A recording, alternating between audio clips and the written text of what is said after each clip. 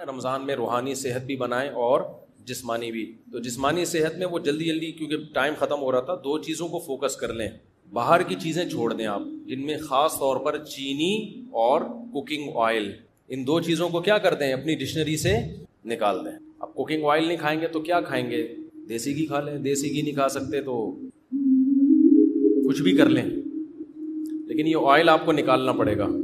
اور چینی بھی مارکیٹ سے کیا کرنی پڑے گی, شارٹ کرنی پڑے گی.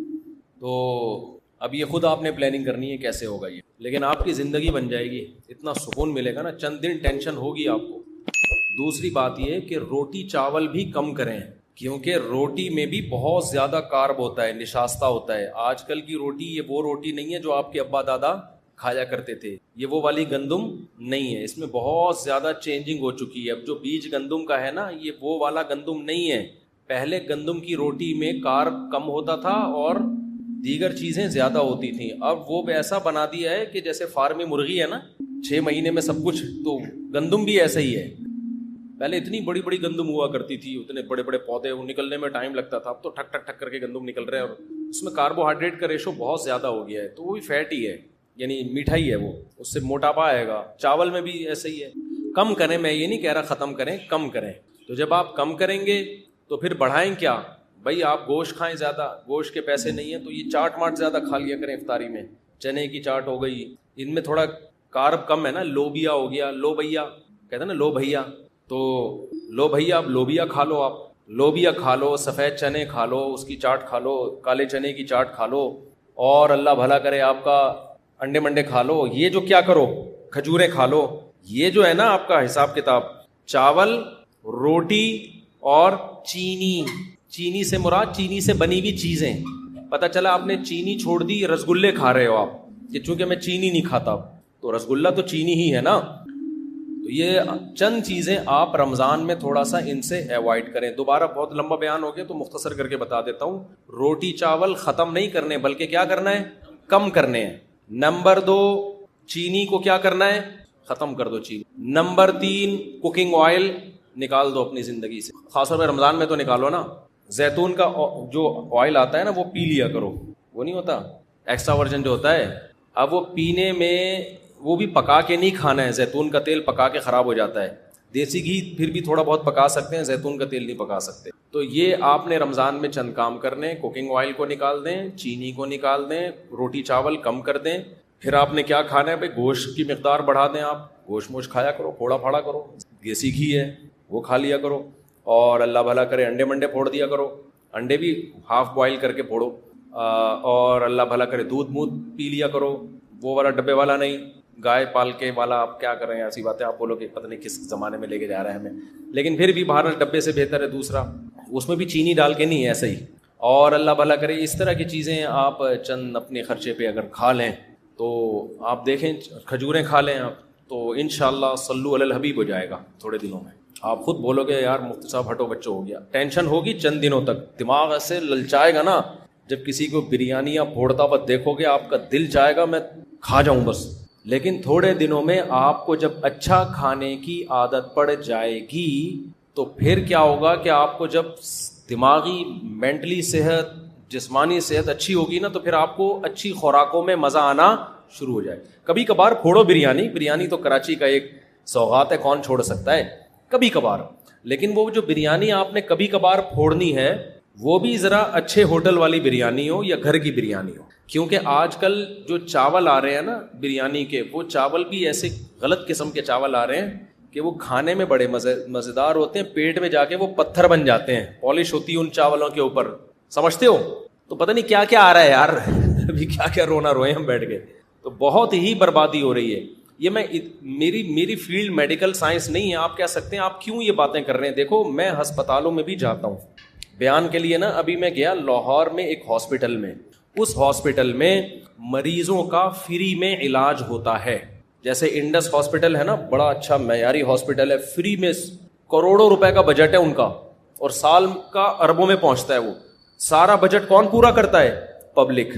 لوگوں کی زکاتیں ہیں, صدقہ ہے, خیرات ہے, ان سے مریضوں کا فری علاج ہوتا ہے انڈس ہاسپٹل میں.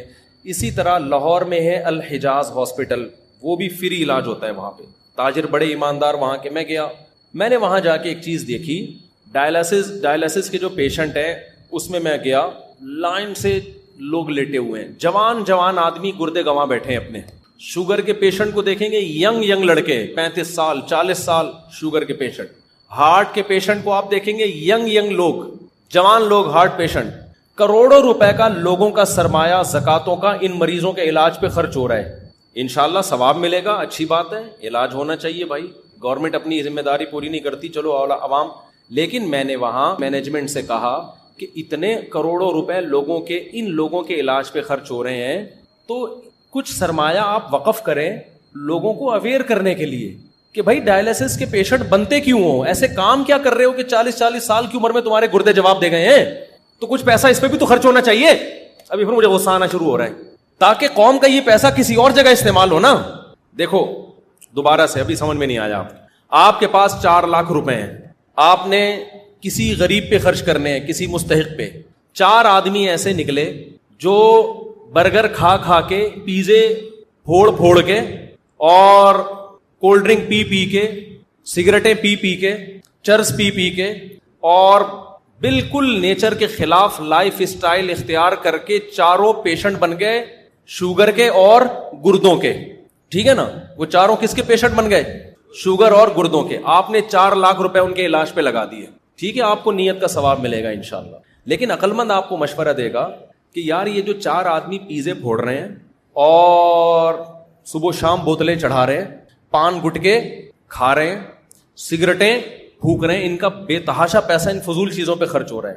تو آپ کو اللہ نے 4 لاکھ روپے دیے ہیں, اس سے پہلے کہ یہ مریض بنے آپ 1 لاکھ روپے اس پہ خرچ کر دو کہ یہ انسان کے بچے بن جائیں.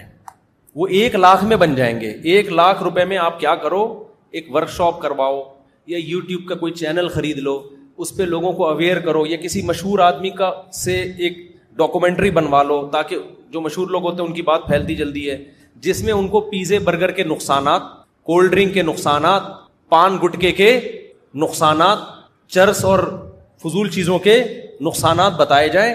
تو 1 لاکھ روپے میں ان کی کھوپڑی میں یہ بات بیٹھ جائے گی کہ ہمیں یہ فضول چیزیں نہیں کھانی چاہیے. کھانے کی چیزیں ہمارے کیا ہیں؟ کھجور کھاؤ میرے بھائی, شہد کھاؤ, اور اللہ بھلا کرے آپ کا روٹی چاول پہ کنٹرول کرو, تھوڑا کم کھاؤ, ایکسرسائز کرو, ورزش کا بہت بڑا دخل ہے, روزے رکھو. وہ 1 لاکھ میں کیا ہوگا کہ قوم کا بہت بڑا سرمایہ بھی بچ جائے گا, اور لوگ ڈائلسس پیشنٹ بنیں گے ہی نہیں. اب سمجھ میں آیا میں کیا کہنا چاہ رہا ہوں؟ تو دیکھو, غریب کی خدمت صرف یہ نہیں ہے کہ جو ڈائلسس پیشنٹ ہیں, یا شوگر کے پیشنٹ ہیں, یا جو ہارٹ پیشنٹ ہیں, زکاتوں سے ان کا علاج کراؤ. اس سے بڑی خدمت یہ ہے کہ آپ پہلے سے ان کو گائیڈ کرو, اویئر کرو, تاکہ وہ ایسے پیشنٹ بنے ہی نہیں. اب آئی سمجھ میں بات کی نہیں آئی؟ تو یہ بھی مذہب کا ٹاپک ہے یا نہیں ہے؟ میں آپ کو ترغیب دوں کہ ڈائلسس کے پیشنٹ پہ آپ زکاتیں خرچ کریں, آپ کو بہت ثواب ملے گا. ٹھیک ہے, یہ بھی میرا موضوع ہے. اس سے زیادہ میں اس کو فوکس نہیں کروں کہ یار لوگوں کو اویئر کرو تاکہ وہ ڈائلسس پہ جائیں نہیں نا, گردے بچا کے رکھیں اپنے.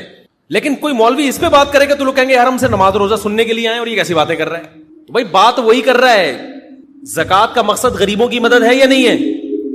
تو غریبوں کی مدد اس زکات دینے میں اتنی نہیں ہے جتنا ان سے کولڈ ڈرنک, پان گٹکے اور سگریٹ چھڑوانے میں ہے.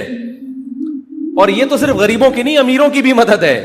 جب بستر پہ لیٹو گے نا جا کے, امیر ہو یا غریب, دن میں تارے نظر آ جائیں گے جب آپ کو ڈائلسس شروع ہوگا آپ کا. اللہ بچائے سب کو.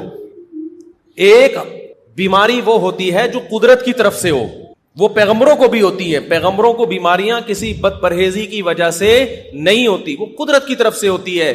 جیسے کہ ابراہیم علیہ السلام نے فرمایا وَإِذَا مَرِضْتُ فَهُوَ يَشْفِينِ, جب میں بیمار ہوتا ہوں تو میرا اللہ مجھے شفا دیتا ہے. تو کیا آپ سمجھتے ہیں کہ ابراہیم علیہ السلام معاذ اللہ اپنی کسی کوتاہی کی وجہ سے بیمار ہوتے ہوں گے, بد پرہیزی کی وجہ سے؟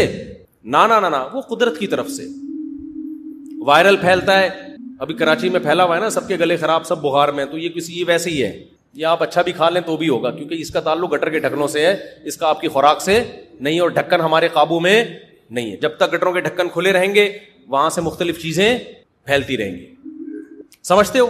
اور یہ شکر ہے گٹر میں ڈھکن نہیں ہے, کیونکہ اگر ڈھکن ہوتے نا تو جس دن ہٹتا اسی دن سارے ایک دم وائرس نکل کے آ جاتے. ابھی آہستہ آہستہ تھوڑے تھوڑے نکل کے پھیلتے رہتے ہیں. اس کا کراچی میں فائدہ ہو رہا ہے.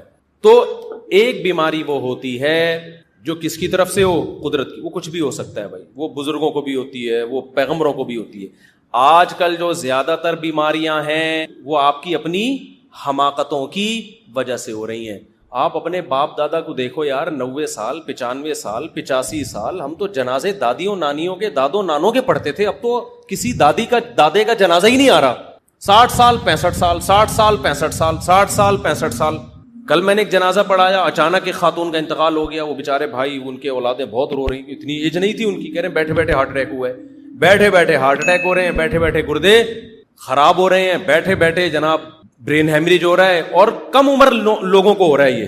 تو آپ زکاتوں سے غریبوں کا یقیناً علاج کریں, آپ صدقات و خیرات سے غریبوں کا یقیناً علاج کریں, لیکن مالداروں کو چاہیے کہ کچھ پیسہ وہ وقف کر دیں لوگوں کو اویئر کرنے کے لیے کہ تمام دوائیں بچوں کی پہنچ سے دور کیسے رکھی جاتی ہیں. لائف اسٹائل کو چینج کرنا پڑے گا.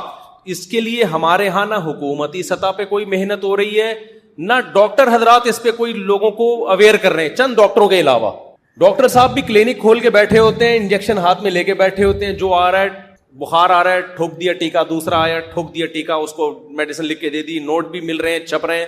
ٹھیک ہے, ہم اس کو, وہ آپ کی فیلڈ ہے, آپ زیادہ بہتر جانتے ہیں, لیکن ڈاکٹروں کو چاہیے کہ بھائی لوگوں کو آپ باقاعدہ ورکشاپ کروائیے, جو سنجیدہ ماہر ڈاکٹر ہیں, جو ایکسپرٹ ہیں. ورنہ ڈاکٹروں میں بھی ہر طرح کے ہیں, منجن بیچنے والے بھی بہت سارے ہیں, ایسا نہ وہ ورکشاپ کے نام پہ پتہ نہیں کیا کروا دیں. جو ایکسپرٹ ڈاکٹر ہیں, جن کی ریسرچ ہے, جن کی تحقیق ہے, جن کا تجربہ ہے, ان کو چاہیے کہ لوگوں کو اویئر کریں, لوگوں کو بتائیں کہ یہ کیا جو آپ کھا رہے ہو, اس سے ہسپتالوں کی ڈاکومنٹری بناؤ. میرا ارادہ ہو رہا ہے میں ڈاکومنٹری بناؤں گا ہسپتالوں کی جا کے, کہ یہ دیکھو 35 سال کا نوجوان, گٹکے کی وجہ سے اس کے منہ کا حال دیکھو آپ, منہ کا کٹا ہوا ہے منہ اس کا. کیونکہ میرے پاس جب گٹکا کھانے والا آتا ہے نا, میں اس کو کہتا ہوں منہ کا کینسر ہوتا ہے, اس سے اس کو ڈر نہیں لگتا جب تک کوئی کینسر کا پیشنٹ اس کو دکھایا نہ جائے.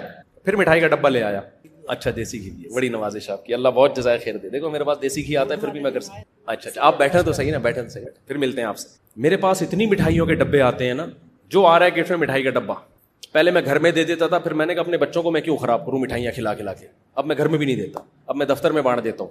تو یہ میں اس لیے بتا رہا ہوں, آپ محبت میں دیتے ہیں, آپ کی محبت کی قدر ہے, لیکن ہم مٹھائی الحمدللہ کھاتے نہیں ہیں, ٹھیک ہے نا.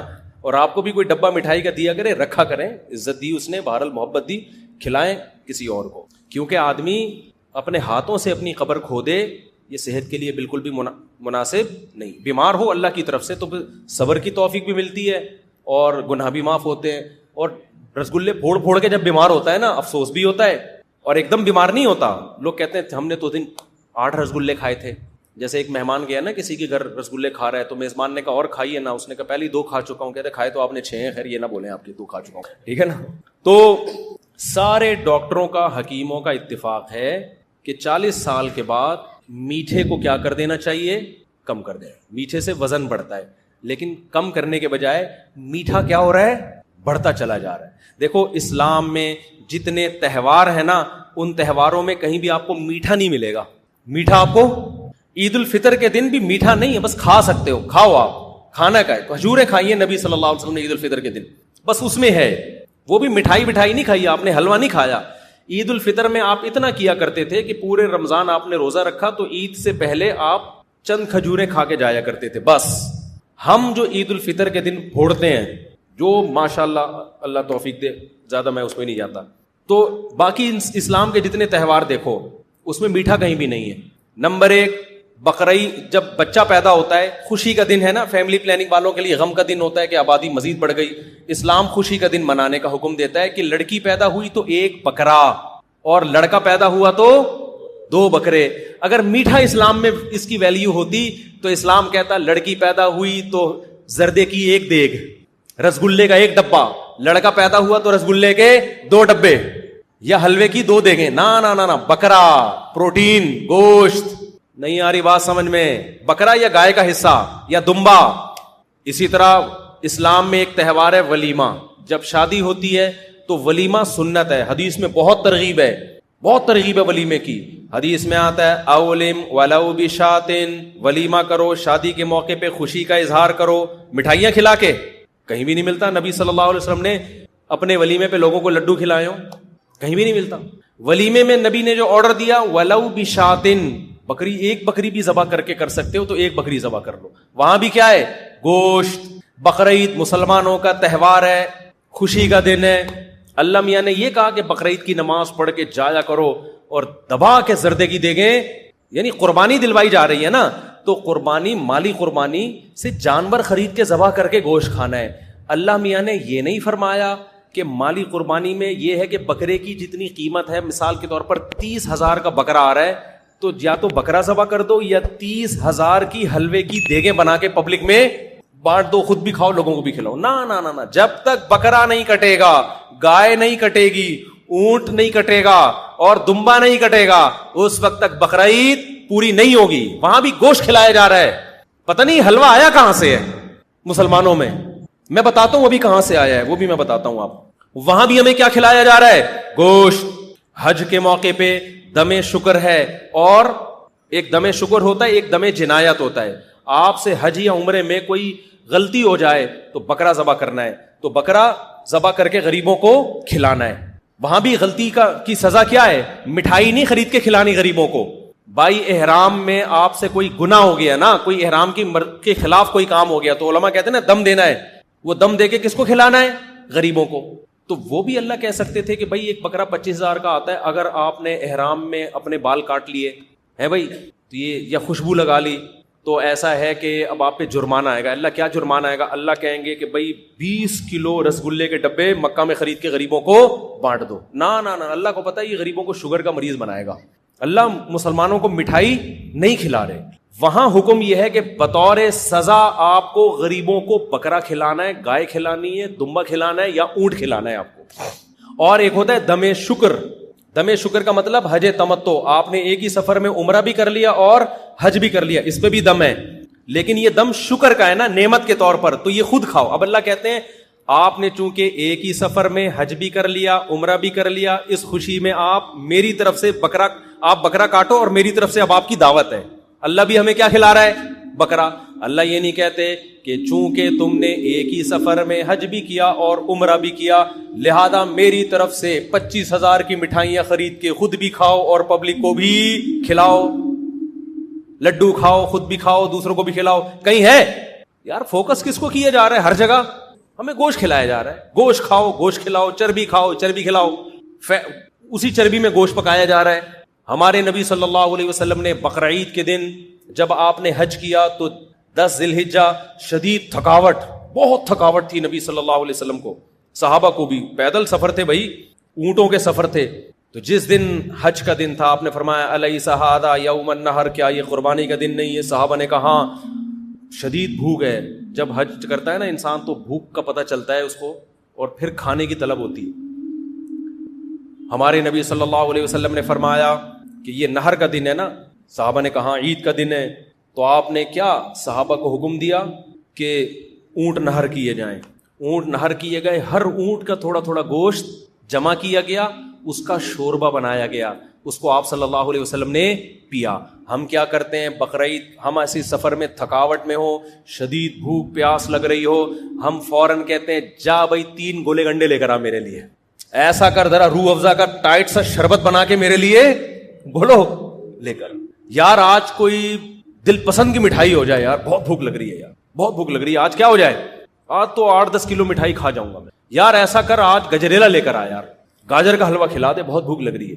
ہمارے نبی کو جب شدید بھوک لگی کھجوریں بھی کھائیں. کھجور کے میٹھے میں اور چینی کے میٹھے میں بہت فرق ہے، خوب سمجھ لو، دونوں میں بڑا فرق ہے. کھجوریں کھا لیں آپ. تو ہمارے نبی نے چونکہ تہوار کا موقع ہے نا بقرعید، تو بڑی نفیس چیز کھائی جائے گی، تو وہاں تو کھجور بھی نہیں بلکہ گوشت کھایا جا رہا ہے. سمجھتے ہو کہ نہیں سمجھتے ہو؟ تو اسی طرح میرے بھائی ابھی ہمارے یہاں مٹھائیاں آئی کہاں سے ہیں یہ سمجھ لو. مسلمان بات بات پہ مذہب کے نام پہ میٹھے کیوں پھوڑتا ہے، اس کو سمجھنے کی ضرورت ہے. شب برات کا حلوہ ہم لوگوں نے کیا، یہ ہمارا اپنا بنایا ہوا حلوہ ہے، یہ اسلام میں کوئی یہ شب برات. ہاں نبی کو میٹھا پسند تھا، یہ حدیث میں آتا ہے. وہ تو میٹھا تو انسان کی نیچر ہے نا، اس کو پسند ہوتا ہے، لیکن کون سا میٹھا پسند تھا؟ کھجور کھایا کرتے تھے آپ صلی اللہ علیہ وسلم، یہ پسند تھا. یا بعض دفعہ اسی کھجور کا حلوہ بنایا جاتا تھا، اس میں کوئی پنیر وغیرہ ڈال کے. بالکل ایک نیچرل چیز تھی. اس کا یہ گاجر کے حلووں سے اور یہ رسگلوں سے کیا تعلق ہے بھائی اس میٹھے کا؟ اور وہ بھی بہت تھوڑا کھایا ہے. ہمارے نبی کی جو صفت تھی پچھلی کتابوں میں، آسمانی کتابوں میں، گوشت کھانے والے پیغمبر ہوں گے، گوشت کھانے والے، یہ علامت تھی. کیونکہ انسان دو قسم کے ہر دور میں رہے ہیں، ویجیٹیرین اور گوشت خور. تو ہمارے نبی کی علامت کیا تھی؟ یہ ویجیٹیرین نہیں ہوں گے، یہ کیا ہوں گے؟ گوشت خور ہوں گے. تو اب میں آپ کو بتاؤں یہ مسلمانوں میں لڈو آئے کہاں سے ہیں؟ رسگلے اور لڈو بولو آئے کہاں سے؟ ہر بات ہونا تو یہ چاہیے تھا جب بھی خوشی کا موقع ہو، آپ کا بچہ پاس ہو گیا، یہ بکرا کھائیے، آئیے یہ لیگ پیس آپ کے لیے، میرے بچے کے نمبر اچھے آئے. یہ ہونا چاہیے تھا نا بھائی، اسلام کے مزاج کے حساب سے یہ ہونا چاہیے تھا نا بھائی. میری شادی ہو گئی ہے تو یہ دمبا میری طرف سے، آپ آ نہیں سکتے دعوت میں، یہ دمبے کی چانپیں میں آپ کو ڈبے میں پیک کر کے بھیج رہا ہوں. اب الٹا ہو رہا ہے جی، آپ کی شادی ہوئی ہے، یہ منہ میٹھا کیجیے رسگلے سے. جی میرا ولیمہ ہے، یہ منہ میٹھا کیجیے. میں امتحان میں پاس ہو گیا، 6 لڈو. یہ میرا باہر کا ویزا لگ گیا، امریکہ جا رہا ہوں، یہ 8 رسگلے. ٹھیک ہے نا؟ تو ظاہر ہے میرے بھائی، جب آپ لڈو پھوڑتے رہیں گے اور مذہب کے نام پہ پھوڑو گے، کیونکہ مذہب کے نام پہ جب پھوڑتا ہے تو عبادت سمجھ کے 6 کے بجائے 8 کھائے گا پھر وہ، کیونکہ وہ سمجھ رہا ہے سنت ہے یہ. تو اس سے میرے بھائی ہوگا کیا کہ آپ بھی لڈو کی طرح بننا شروع ہو جاؤ. جو لڈو کھاتا ہے وہ بالآخر لڈو جیسا ہو جاتا ہے، وہ گلوکوز سے بھر جاتا ہے تھوڑے دنوں میں. جب آپ گلوکوز سے بھرتے ہو تو فوری نقصان آپ کو یہ ہوتا ہے کہ آپ کی طبیعت میں ہر وقت سستی رہتی ہے، انسولین نکلتی رہتی ہے، انسولین اس کو کنٹرول کرنے کے لیے، اور طبیعت ہمیشہ آپ کی ٹن رہتی ہے. جو فریشنس عبادت کے لیے چاہیے، مختلف کاموں کے لیے چاہیے، وہ ہوتی نہیں ہے. تبھی تو آپ گورنمنٹ کے اداروں میں جاؤ، جس کو دیکھو کیا ہو رہا ہوگا؟ سو رہا ہوگا. وہ تھانوں میں جاؤ تو بھی بہت دفعہ، یہ پولیس والوں سے میں پنگا نہیں لینا چاہتا، خیر. تو آپ کہیں بھی جاؤ، جتنے بھی بڑے اداروں میں جاؤ، آپ کو لوگ اکثر سوتے ہوئے نظر آئیں گے. گھر میں آپ دیکھو بیگم صاحبہ 2:45 بجے اٹھ کے ناشتہ کر رہی ہیں دوپہر کو. سب کے گھروں میں یہی ہو رہا ہے، کراچی میں تو یہی ہے. سو رہے ہیں تو اٹھا ہی نہیں جا رہا. کیوں؟ میٹھا کھا کھا کے خود رسگلہ بن چکے ہیں. ہمارے نبی ہم کو کھلا رہے ہیں گوشت کھاؤ. گوشت کھانے سے نیند نہیں آتی، اتنی نیند نہیں آتی جتنی یہ میٹھے پھوڑنے سے آتی ہے. تو اسلام کے جتنے تہوار ہیں اس میں ہمیں گوشت کھلایا جا رہا ہے. اسلام میں نبی صلی اللہ علیہ وسلم کی جو علامتیں بیان کی، ہاں میں بتا رہا تھا میٹھا آیا کہاں سے ہے یہ سمجھو. دیکھو ہندو گوشت نہیں کھاتے، ہندو گوشت نہیں کھاتے، لہذا ان کے پاس گوشت کا آلٹرنیٹ کیا ہے؟ اب اللہ نے جو لذت گوشت میں رکھی ہے نا کھانوں میں، وہ کسی اور چیز میں نہیں رکھی ہے. گوشت کی بریانی، گوشت کی نہاری، یہ سارے مزے کے کھانے کس کے ہوتے ہیں؟ تو ہندوؤں کے جو پنڈت لوگ تھے انہوں نے گوشت چھڑوا دی اپنی قوم سے مذہب کے نام پہ. اب ان کو کھانوں میں لذت پیدا کرنے کے لیے کچھ تو نیا لانا تھا نا. تو اب ان کے تبھی یہ جو ہندوستان میں کھانے پینے کی جو صنعت ہے نا، اس نے بڑی ترقی کی ہے. اتنی ویرائٹیز کھانے کی آپ کو دنیا میں کہیں نہیں ملیں گی جتنی ہندوستان میں ہے. وجہ اس کی کہ جب گوشت نہیں کھا رہے تو زندگی کا مزہ کیا ہو گیا؟ خراب. لہذا انہوں نے دالوں کی مختلف چیزیں بنانا شروع کر دیں اور چاولوں کے مختلف طریقوں سے بنانا شروع کر دیا. اب تو 20 قسم کی مٹھائیاں بنانا شروع کر دیں. اتنی مٹھائیوں کی اقسام آپ کو ملیں گی. تو مسلمانوں میں جو لڈو کھانے کا رواج آیا بہت زیادہ، یہ ہندوؤں کے ساتھ رہنے کی وجہ سے. ورنہ مسلمان بائی نیچر کیا تھا؟ گوشت خور تھا. سمجھتا ہے کہ نہیں سمجھتا ہے؟ اب غریب آدمی کیا کرے؟ سوال پیدا ہوتا ہے بھائی غریب آدمی صبر کرے. غریب آدمی کیا کرے؟ صبر کرے. جو ہے وہ کھائے بس. غریبوں جو اللہ نے نہیں دیا تو صبر کرے. تو اللہ تعالیٰ کی عادت ہے، اللہ غریب آدمی کو جو ہے وہ بغیر گوشت کے بھی پروٹین دے سکتے ہیں. اس میں کیا ہے؟ ہم نے تو بڑے بڑے غریب دیکھے ماشاءاللہ، ہٹے کٹے فٹ فاٹ. تو یہ جو اسلام آپ کو یہ کہتا ہے کہ اگر جیب میں پیسہ ہے تو کنجوسی مت کرو، نہیں ہے تو اللہ پہ توکل کرو. کیا کرو؟ اللہ پہ توکل. ابھی تو بڑا مسئلہ. اچھا غریب آدمی کے پاس گٹکا کھانے کے پیسے کہاں سے آتے ہیں؟ سگریٹ پینے کے پیسے کم بخت کے پاس کہاں سے آ رہے ہیں؟ یہ کوکنگ آئل بھی تو فری میں تھوڑی مل رہا ہے. اچھا یہ آپ کو بتاؤں، یہ جو کوکنگ آئل آپ کو مل رہا ہے نا سستا، اور دیسی گھی مہنگا. دیسی گھی ڈلتا کم ہے اور یہ کوکنگ آئل ڈلتا زیادہ ہے. نتیجہ تقریباً سیم ہی ہے. نتیجہ تقریباً کیا ہے؟ سیم ہی ہے. اور غریب آدمی کے لیے بکری پالنا زیادہ آسان ہے. آپ پال لو، وہ تو ادھر ادھر سے کھا پی کے اپنا گزارا کر لیتی ہے. خیر اب میں امیر غریب کی بات کی طرف نہیں جا رہا. میں تو کہہ رہا ہوں چلو غریب آدمی صبر کرے، لیکن جس کو اللہ نے پیسہ دیا ہے وہ تو اپنے ہاتھوں سے اپنی قبر خود مت کھودے. وہ تو کم از کم تھوڑا سا خیال کرے. تو جتنا زکوٰۃ کا پیسہ غریبوں کے علاج پہ خرچ ہو رہا ہے، صدقات و خیرات کا پیسہ، تو میں لوگوں سے کہتا ہوں, ڈاکٹروں سے کہتا ہوں یا تاجروں سے کہتا ہوں کہ بھائی لوگوں کو اویئر کرو کہ آپ جوانی میں بیمار ہو کیوں رہے ہیں. میڈیکل سائنس یہ کہتی ہے, میں نے ڈاکٹروں سے سنا ہے کہ جو ہارٹ اٹیک ہوتا ہے نا, یہ اچانک ہمیں لگتا ہے کہ اچانک ہو گیا, ہوتا یہ اچانک نہیں ہے. 15 سال سے دل کے ساتھ غلط ہو رہا ہوتا ہے. آپ ایسی غذائیں کھا رہے ہوتے ہیں 15 سال سے جو دل کے لیے نقصان دہ. 15 سال آپ کو آپ کی باڈی اور دل مہلت دیتا ہے کہ انسان کا بچہ بن جا. 15 سال تک آپ غلط غذائیں کھاتے کھاتے کھاتے کھاتے جب دل سے آپ کی یعنی دل کے بس میں نہیں رہتا نا, پھر ہارٹ اٹیک ہوتا ہے. وہ جو رگیں جمنا شروع ہوتی ہیں ایک دم سے تھوڑی اس میں پراٹھے آ کے اٹک جاتے ہیں. جو رگیں تنگ ہوتی ہیں اور ہارٹ اٹیک ہوتا ہے تو ایک دم سے تھوڑی ہوتا ہے, 15 سال لگتے ہیں کم سے کم. تو 15 سال سے آپ کچھ غلط کھا رہے ہوتے ہو جس کے بعد دل ایک دن آ کے کہتا ہے بھائی بس ہو گیا, اور ہارٹ اٹیک ہوتا ہے اور آپ کا انا للہ ہو جاتا ہے. اور لوگ کہتے ہیں ابھی تو بیٹھے ہوئے تھے, پتہ نہیں اچانک ان کو کیا ہو گیا. اچانک نہیں ہوا, یہ 15 سال سے پراٹھے پھوڑ رہے ہیں. جب بھی پراٹھے بولتا ہوں مجھے اپنا خیال آتا ہے, یہ 15 سال سے کیا کر رہے ہیں, پھوڑ تو 30 سال سے رہے ہیں, 15 سال سے دل خراب ہونا شروع ہوا تھا, اور یہ رسگلے پھوڑ رہے ہیں. اور اگر پراٹھے پھوڑ رہے ہو نا تو ایکسرسائز اتنی کرو کہ وہ پراٹھا کہیں کسی کھانچے میں جا کے فٹ ہو جائے, سمجھتے ہو, کہیں نہ کہیں جا کے لگ جائے, وہ اٹیک کا ذریعہ نہ بنے. تو اس لیے میں اس پر اتنی شدت سے بیان کرتا ہوں, ورنہ میرے میڈیکل سائنس میری فیلڈ نہیں ہے. تو اب چونکہ رمضان میں آپ اپنی صحت کو مینٹین رکھ سکتے ہیں تو اس لیے ایسے کام مت کریں کہ مالداروں کا پیسہ آپ کے ڈائلیسس میں خرچ ہو. کوشش کریں اپنے گردوں کو بچائیں.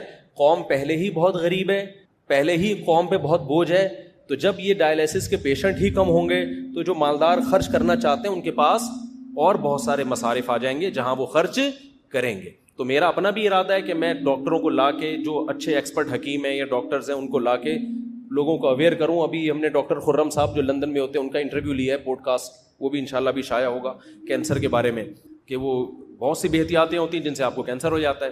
اچھا, میں نے ڈاکٹروں سے سنا ہی ہے, کینسر کے اسپیشلسٹ کہتے ہیں کہ سگریٹ پینا صحت کے لیے اتنا نقصان دہ نہیں ہے جتنا میٹھا زیادہ کھانا نقصان دہ. سمجھتے ہو, سگریٹ پینا بھی نقصان دہ ہے, اتنا نہیں جتنا, کیونکہ میٹھا کھانے سے وزن کیا ہوتا ہے, اصل ہے وزن بڑھنا 40 سال کے بعد خاص طور پہ, یہ زیادہ نقصان دہ ہے بنسبت کس کے, سگریٹ پینے کے. اب سگریٹ کے ڈبے پہ تو لکھا ہوتا ہے کینسر کا ذریعہ ہے, لیکن مٹھائی کے ڈبوں پہ کچھ بھی نہیں لکھا ہوا ہوتا. تو مٹھائی کے ڈبوں پہ بھی لکھا ہوا ہونا چاہیے کہ آپ 40 سال سے ایج بڑھ گئی ہے اور وزن آپ کا بڑھنا شروع ہو گیا ہے, تو کائنڈلی ان ڈبوں سے احتراز کریں, صرف ڈبہ کھائیں, مٹھائی چھوڑ دیں. آپ ڈبہ اگر پانی میں ڈال کے کھا جائیں گے اتنا نقصان نہیں ہوگا, وہ کاغذ ہے نکل جائے گا وہ.